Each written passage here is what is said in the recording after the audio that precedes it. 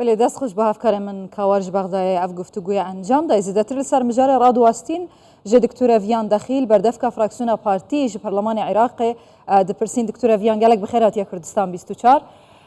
يعني چه عراق دبيجيتن نوكا كيشا نهر ما كردستان و نا عراق توب كتيا نافا ميدانا تركيا دما كده عراق مدنينا وي باري بدا تركيا كو بريال جدادگها باريس در كتي زيادة ترج 900 مليون دولار يا و نچار بو يكو سكالاي لدادگها كي امريكا تومار بكه. بله قالك سباس. طبعا يك مشاكل مع البغداي انه سياستها بغداي حتى انها سياستها كمركزيه ودفيت همي تشتي دستي مركز بي حتى انها نجيش تنوي قناعتي بشتي 20 صاله ك دستور عراقي دستور كي فيدراليه وعراق حكمه كي فيدراليه هريما كردستان هي اف هريما خصوصيتها كاخو هي خصوصيتها سياسي واقتصادي وچند صال ام الهريما كردستاني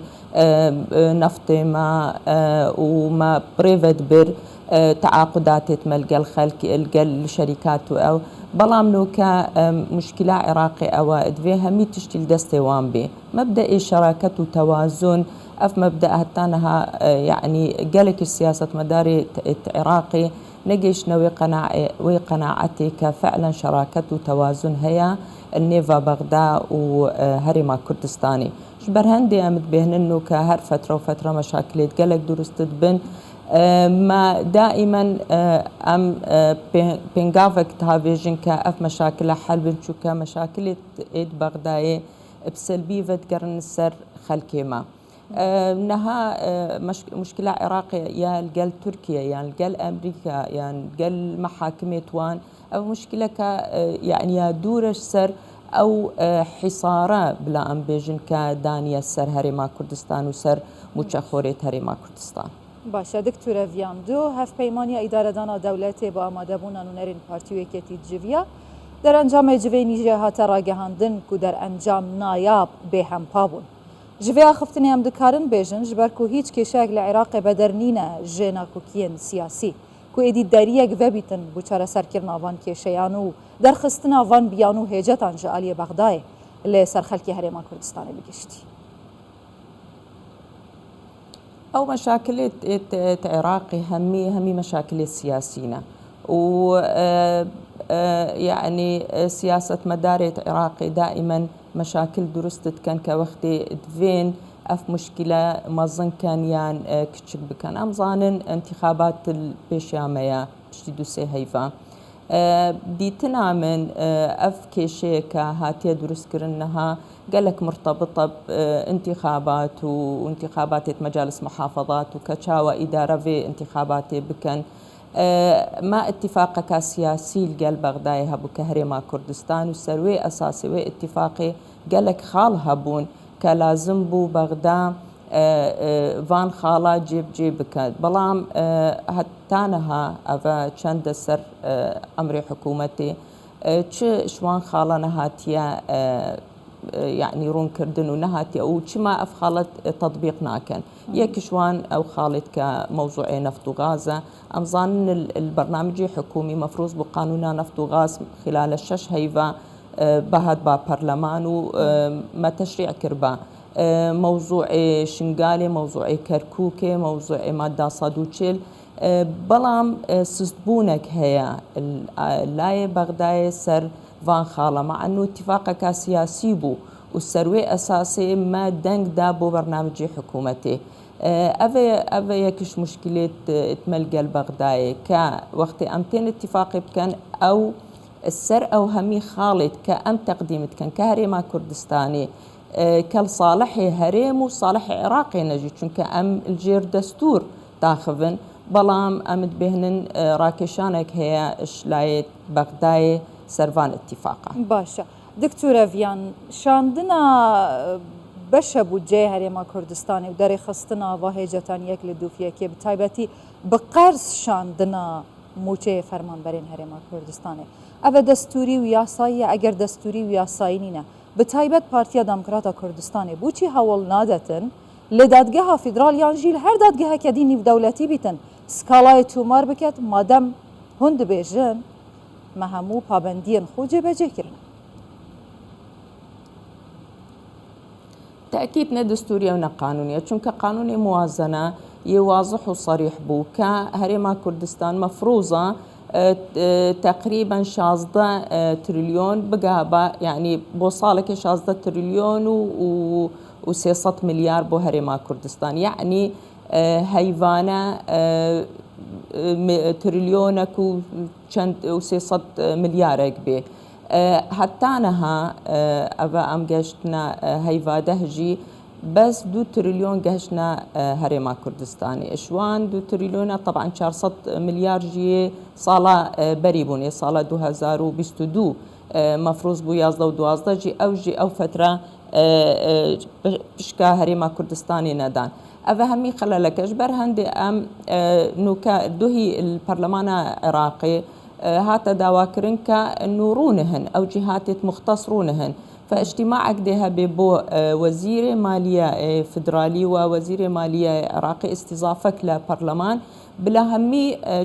همي أوراق تخوبين وحسابات تخويت ختامي وكاجاري تخسيري الباكية چونك أمت متأكد إنك شو تخسيري لنك هريما كردستاني نبوة أو نفتي ما هي تسليم كريا واردات تمام التسليم كريا بلام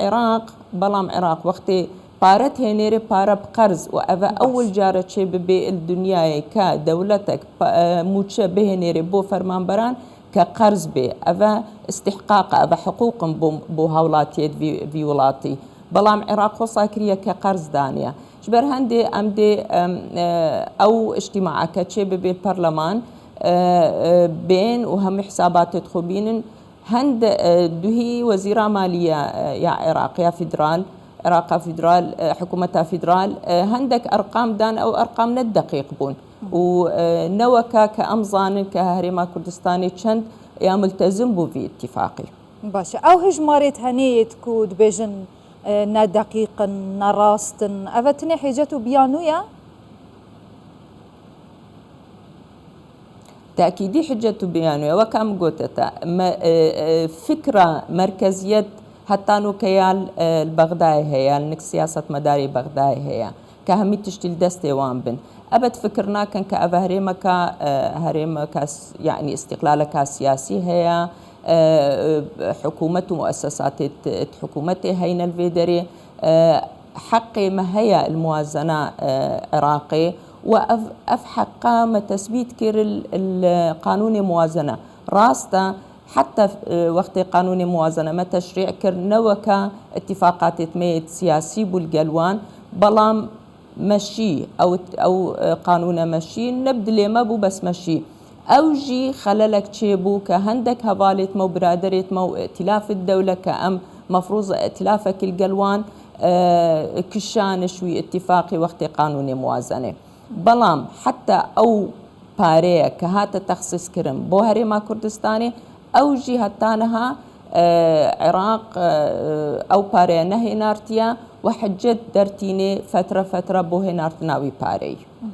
باشا أو هجتين وان حتى كيفا وحتى كنجي مثلا كردستاني نتني موتشو بوجيا وكجنابها واجه قود ما ديا صدو چلا بقشتي ركفنا شنغاليا ويا روشا كركوكي هروج خراب تردبه دري خصنا ياسا نفتو غازية دا مزراندنا انجمن فيدرالية ودنيا كيشي دي أفا عراق تكت درباس كرنا دمية يانجي وندا كرنا دمية بحاجة وان كيشين بنجهين چارة سرنكت آیا سرکرده‌اتی سیاسی کردستانی چهات شتن هم بریوان حاجتن که هنجی بحث کن خراجر بیتن و دمکی دیدا شایستین خلک هرما کردستانی ور بگرید که ما فی دستوری و یاساییه راستي قالك حيجة هينا عراقي استعمالت كدجي هرما كردستان بلام إشهمية مصدر ونخوشتر أو حيجتك قالك متعلقا بخلكي ما يعني متشخورة ما أو مشكلة كمفروضة أف موضوع أبدنا نبت نيتا لا سياسي نوكا أو فوديت ميت هرما كردستاني اتشنا بغداي بردوام البغداينا بو چارە سەرکردنا فان کێشەیە بەڵام دیتنا من مەفروضە يعني هشتا زەختێکی مەزنتر بێتەکردن سەر حكومة عراقي بوجي بتشكرنا فان خالد كفعلا ما اتفاق كربو القلوان وما تصويت كر البرلمان السر موضوعنا موضوع وفودية فنية بس موضوع وفودية سياسي ودبلوماسي مفروضة زغطكي وفشاركي منظم بكان السر لا ينت سياسي يعني أمنا بيجن كحكومات يعني سروك وزيران أو بتني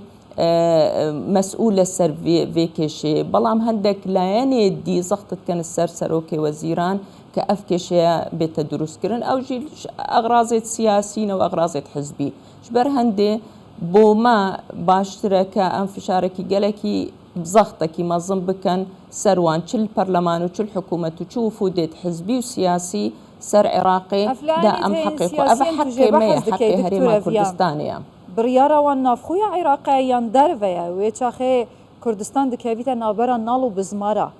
بتشيتاكيش لاي بوشارة سركن نابان كيشيا أبا مشكلة يا عراقي حكومة هاتا تشكيل كرن اتفاقك سياسي نيفا ائتلاف إدارة الدولة كائتلاف قبوش مجموعة كأحزاب تمظن وكيانات سياسية تمظن هاتا تشكيل كرن وحكومة هاتا تشكيل كرن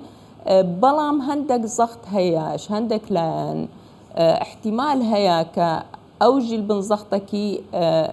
خارجينا دا وضع العراق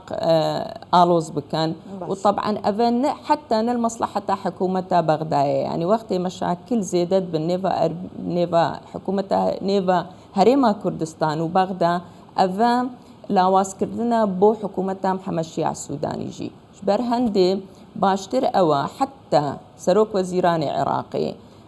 هشيار بو فان هندك تشتاكا تشيد ببي چند مشاكل زيادتر ببن چند حقوق خلق نيت دانان أفا مشكلة كامزنا بو حكومة جي دكتورة فيان دخيل بردفكا فراكسونا بارتي لبرلمان عراقي جهوليرت قلبو قلق سباس دكتورة